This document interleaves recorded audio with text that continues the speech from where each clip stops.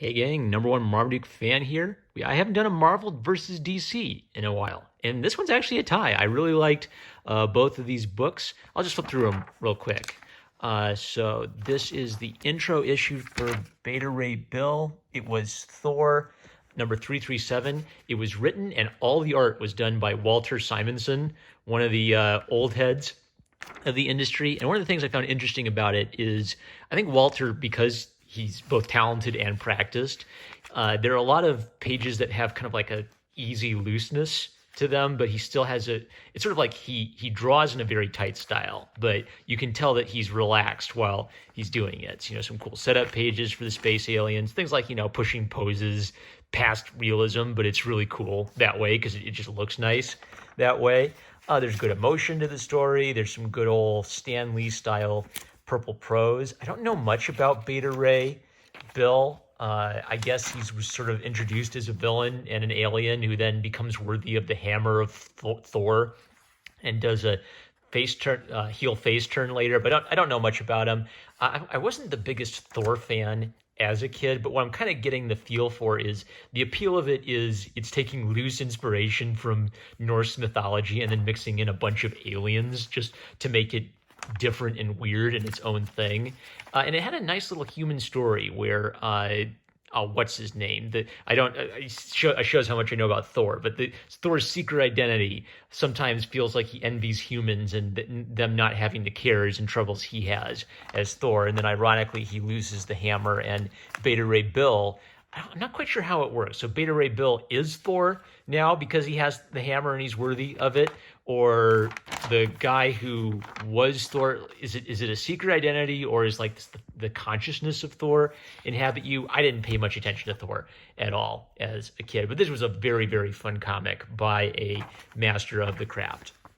Justice League number one, there have got to be like 60 comic books called Justice League number one. This one was released in 2011, and I think this is when they just wanted to give the DC universe a fresh reboot and a fresh start. So what's nice about this one is it actually, my usual criticism of modern comics doesn't apply to it. My usual criticism is if you don't know who these characters are, you're not going to be invested in these, 30 to 50 year long epic sagas or whatever. A lot of comic books are made for nerds who read copious numbers of Wikipedia articles and read volume after volume of comics.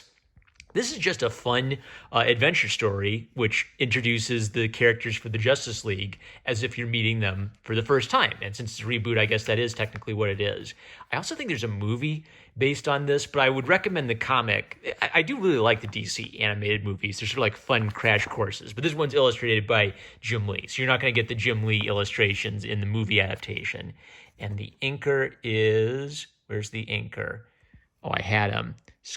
Scott Williams, the inker, a very professional style. So Jim Lee, an icon of the industry, probably one of the top artists who's ever worked in comics, like massively well-known and successful. So one of the reasons he's so successful, I think, is like fantastic hypermusculature.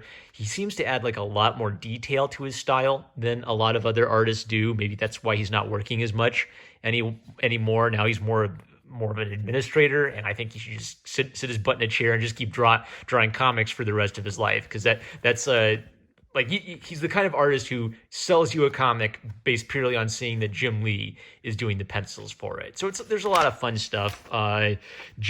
I like seeing Hal Jordan's Green Lantern as young and inexperienced and very cocksure.